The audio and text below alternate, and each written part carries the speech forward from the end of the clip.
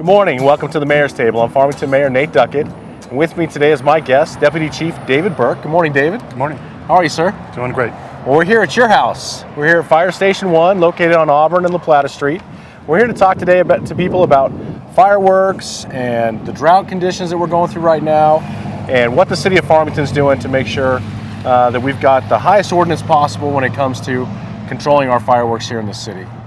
So David, tell us, in the past as a council member, I've seen Chief Page at the time. He would come up each year and we would talk about the things we could do as a city in regards to fireworks and the dangers they pose for fire.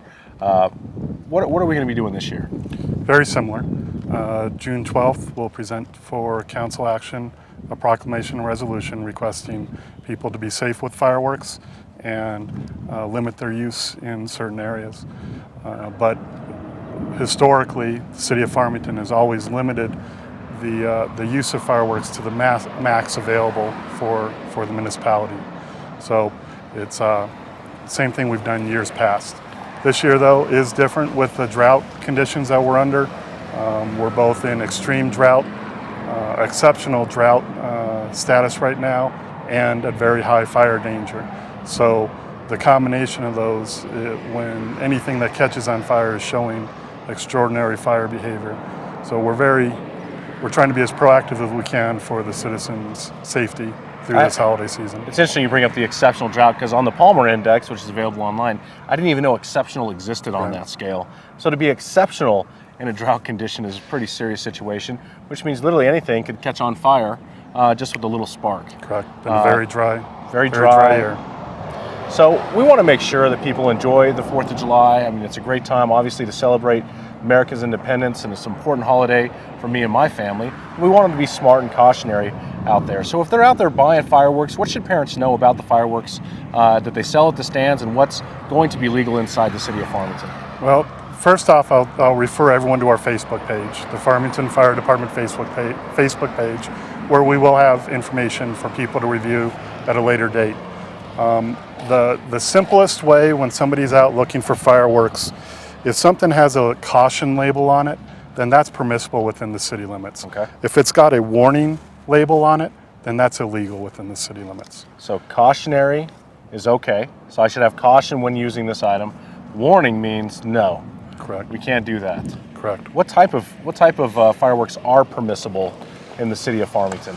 So again, this information will be on our Facebook page, but permissible fireworks within the city limits are listed as ground and handheld, sparkling and smoke devices, cone fountains, crackling devices, cylindrical fountains, filter sparklers, ground spinners, illuminating torches, toy smoke devices, and wheel stationary small radius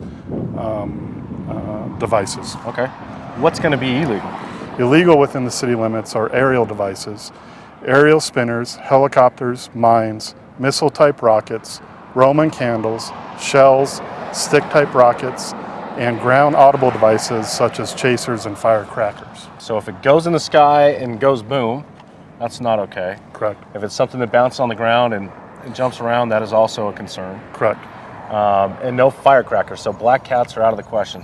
Correct. Okay. Again, we're trying to do the best we can as a city to protect ourselves, and we want people to make sure they're protecting their property, making sure their neighbors don't catch on fire, those kind of things. But Dave, is there any other things that we should know about? Obviously, enforcement's going to be a big issue around the July 4th holiday. Mm-hmm. What can people anticipate as far as you guys being out there and driving around? So enforcement's going to be a big thing this year. We'll be out along with PD and our fire marshal office, and we're going to have a zero tolerance policy. So possession or use of any of the illegal fireworks is subject to up to a $500 fine. So we'd much rather inform people of the proper way of doing it rather than writing the tickets, but that is the direction we'll be following this year to make sure that the citizens and the visitors to Farmington are safe during this holiday season. Certainly a $500 fine, I would think, would be a deterrent for people.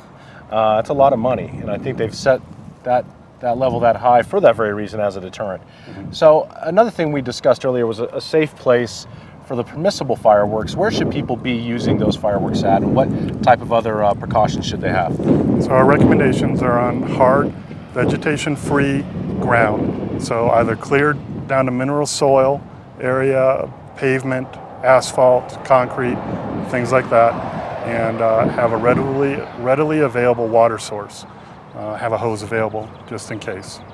And the other thing too is the city and BOLAC will both be putting on public firework displays, which we encourage people to go to, right? It'll be the safest way to watch fireworks this year, and we will have units pre-positioned to ensure the safety of that event, of those events. So that would be the safest way for people to watch fireworks this year. Excellent. Well, again, just to reiterate, we want people to enjoy the 4th of July holiday. It's an important holiday. We just ask you to do the necessary things to keep yourself safe, your property safe, your neighbor's property safe, and make your job easier, and your guys' job easier out there. So David, thank you for joining us today. Is there anything else that you'd like to add before we go? Actually, 2 more things if you don't mind. Sure. Real quick. So one of them, every year children are hurt by fireworks, so making sure that there's appropriate adult supervision is very important. Fireworks are fascinating to children and adults, but if they're not properly supervised, they can hurt themselves with it. The other item that generally results in injuries is alcohol involvement with fireworks. So the recommendation from the department is to avoid alcohol while using fireworks. Excellent, good advice. Well, David Burke, thank you again for being with us this morning. My pleasure. We appreciate all that you do and the firemen do here in the city of Farmington and abroad. Thank you for joining us here on the Mayor's Table. We look forward to talking to you next time.